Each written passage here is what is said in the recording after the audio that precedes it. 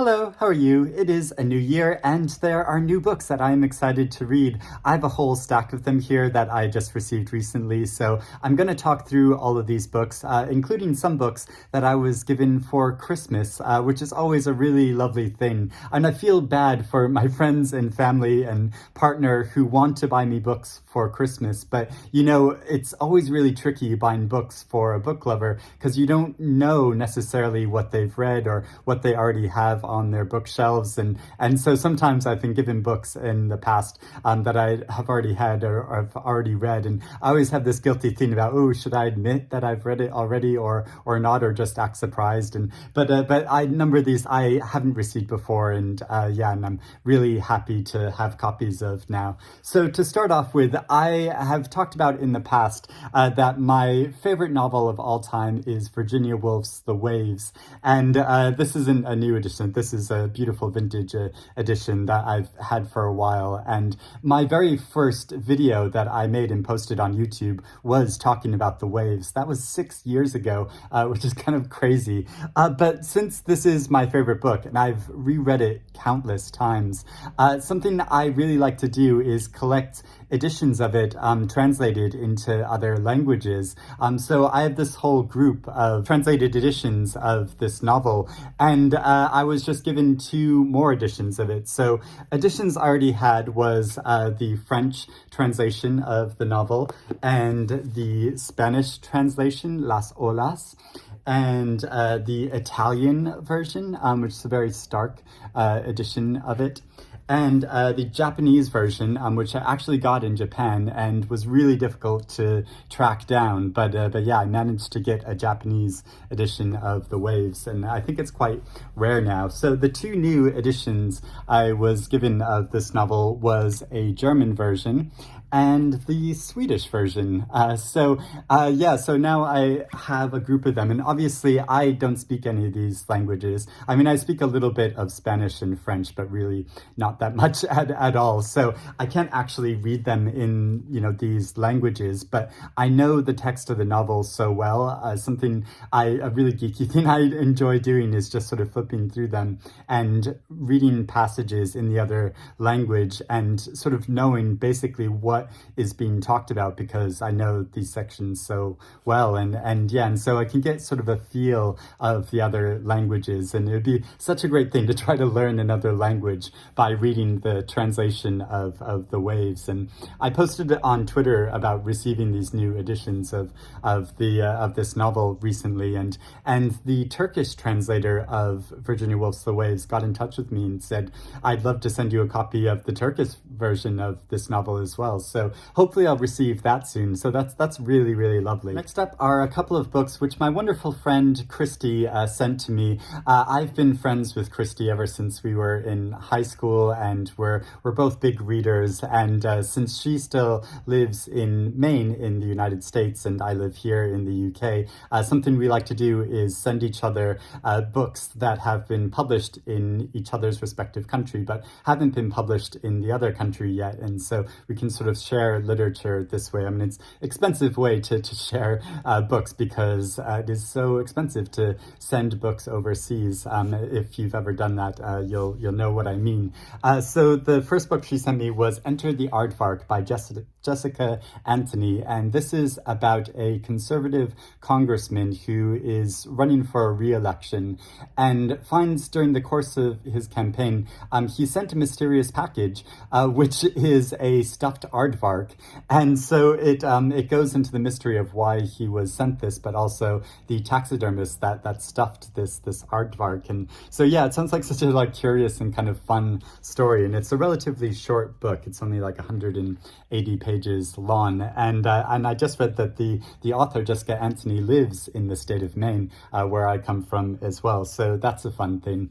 But also this has deckled edges to this edition. Has deckled edges to it, and I don't know where you fall in the whole big literary debate about pro or con deckled edges, but I'm pro deckled edges. I think it's quite fun, and I don't think we ever get them here in the United Kingdom. I don't think they're published here this way, but yeah, I just like the sort of rough and ready style of deckled edges. Christy also gifted me a copy of The Secret Lives of Church Ladies by Deesha Philyaw, and this is a book of short stories which was shortlisted for the National Book Award, and just recently Kendra Winchester on her YouTube channel, she cited it as one of her favorite books that she read last year, and I've heard so many great things about this. I'm really looking forward to it. They're short stories which go into the lives of Black women and girls who feel sort of caught between their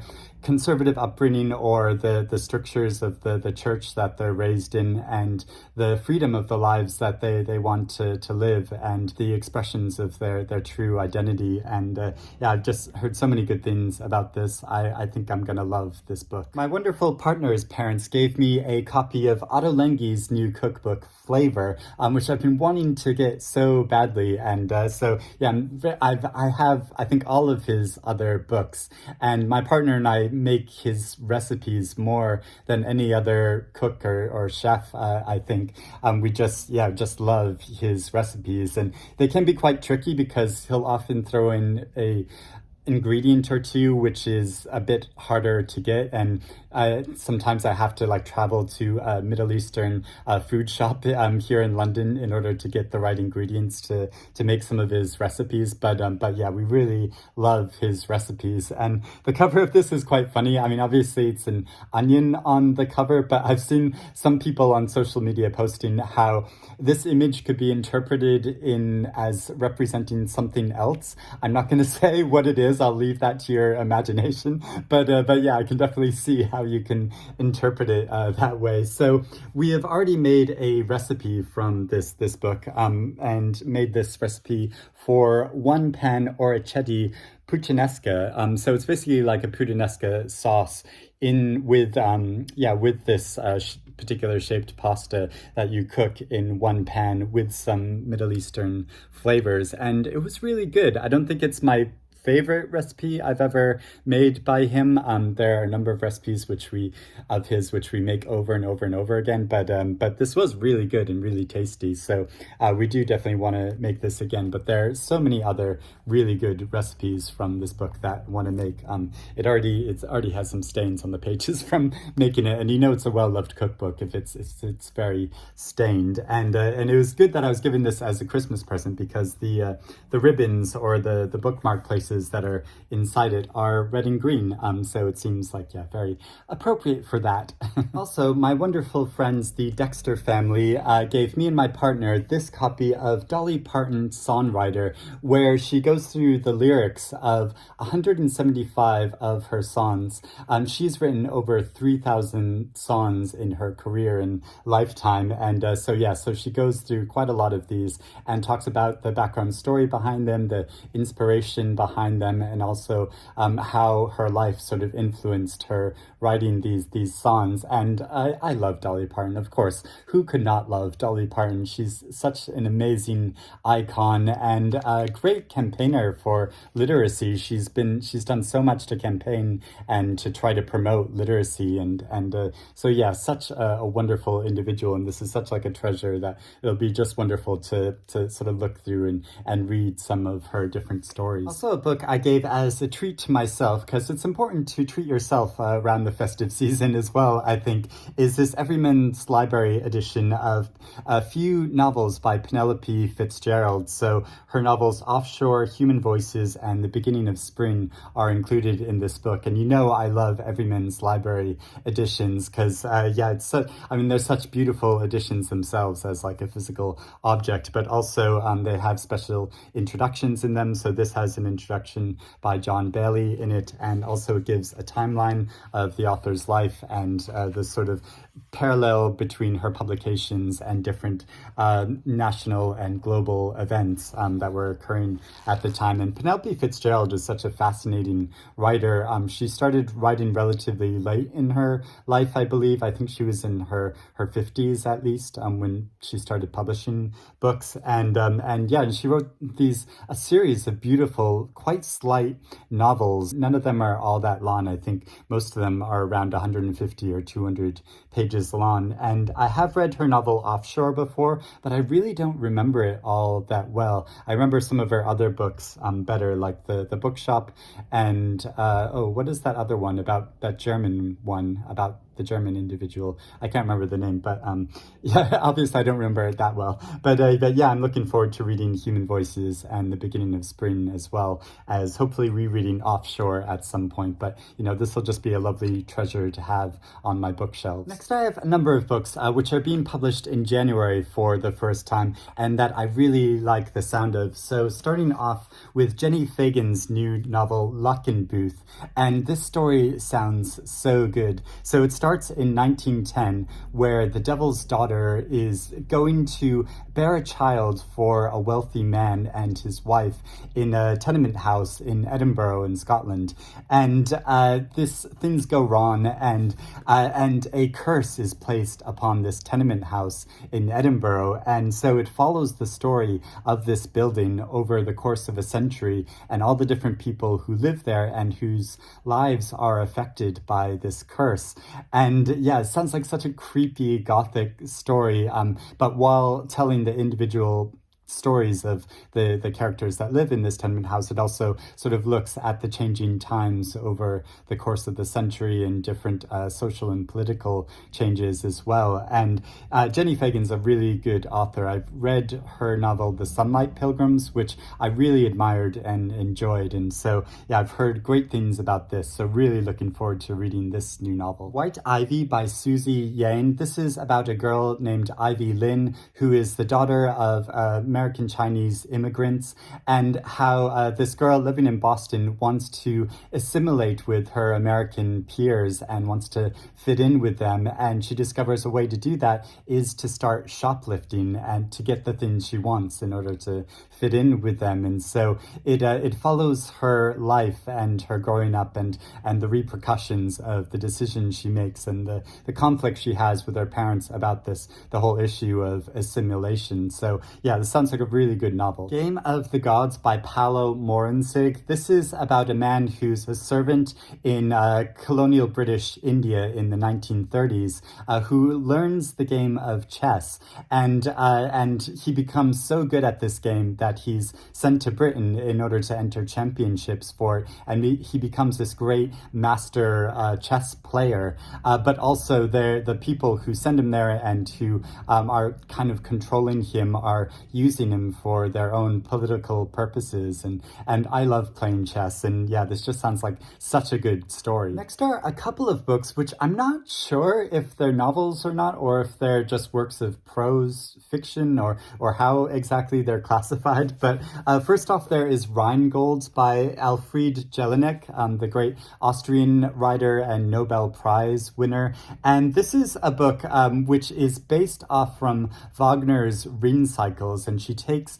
the stories and characters of that and brings them into the 21st century, and so sort of continuing on with that story to sort of critique the capitalist system and the workings of money and its effect on people and characters. And I'm not familiar with Wagner's Rein cycle, so I don't know if I should familiarize myself with that first, or at least read a summary of that so I have some understanding of it. So I'm not sure how much I will get out of this, but she's such a good writer, and the basis of the stories sounds so intriguing that I think I'd like to give it a try. I mean, it might be an interesting way to sort of read this first and then go and experience Wagner's Rein cycle by either watching videos or sort of reading about it. But yeah, she originally wrote this as a libretto for the Berlin State Opera, but yeah, it's also been turned into this work which I think is sort of prose fiction, although it's published with this white cover by Fitzgerald edition, and usually their white covers are for nonfiction and their blue covers are for fiction. So yeah, I'm not exactly sure how this is classified. Then there is The War of the Poor by Eric Vuillard, who's a French filmmaker and writer. And this is about 16th century Europe and the Protestant Reformation, and how there was this big battle and split in the church between Martin Luther on one side and the Catholic Church on the other. But there was a man named Thomas Munzer who didn't really side with either of these factions, and who felt that it was really contradictory that in religion apparently God cares for all people, but it seems really like he favored the more wealthy, and so this man led a kind of revolt and revolution by the working class against the upper classes regarding this issue. And I'm not sure exactly if this is sort of a novel about his life or a historical account, but it's a very, very short book. It's only about like 70 pages long. So yeah, you can see it's very short. But yeah, it's a very intriguing premise. So I am hoping to read this soon. There's a new collection of poetry called The Silent Letter by Jaume Subirana and translated by Christopher White. So these are poems which were originally written in Catalan, and it's published in this beautiful edition by Fum de Estampa Press. Their books are so lovely, and something I really love that they do in their books is publish the original language alongside the English translation of it. So you can, like I was talking about with the waves, I think it's just really interesting to see how other languages and the formation of other languages correspond with the English translation. So that's really fun to see. But these are poems about a whole range of subjects, about teachers and nature, and there are some love poems as well. So yeah, I'm looking forward to reading through some of these, and I want to read more poetry this year, hopefully. So I think this would be a good start. A Swim in the Pond in the Rain by George Saunders, and which is an amazing title. And I'm looking forward to this especially because I love George Saunders' novel, Lincoln in the Bardo, and he's such a fascinating writer, and he's been a teacher for many years. He's taught at Syracuse University for the past 20 years, taught writing and fiction. And this is his examination of the stories of some great Russian writers that he's taught many times, like Chekhov and Turgenev and Gogol. So in this collection, it's a collection of a number of these different writers' stories, like The Sinners and The Darling and In the Cart. I've read a lot of Chekhov's stories before, yeah, it'll be interesting to read or reread some of these short stories. But then he also provides commentary on them before and after, so sort of looking at the structure of them and how they work. And when I was at university, I studied fiction and literature, and so I find this really fascinating. So I think this will be like taking a class from George Saunders, since I can't actually do that in person. This is sort of the next best thing. And I really love it when academics publish books like this, sort of looking at literature. I mean, Joyce Carol Oates has published a number of anthologies that reproduce a number of great short stories from the past, but then gives her commentary on them as well. So yeah, I'm really looking forward to diving into this. And finally, I have a novel which has been so hyped. So many people have been talking about this, Luster by Raven Leilani. It was first published in America several months ago, but it's only just being published here in the UK. And it's a book that I've heard really lives up to the hype. So it's the story is about a young Black woman who's slightly wayward and hasn't found a job that she can really stick with or feel very passionate about.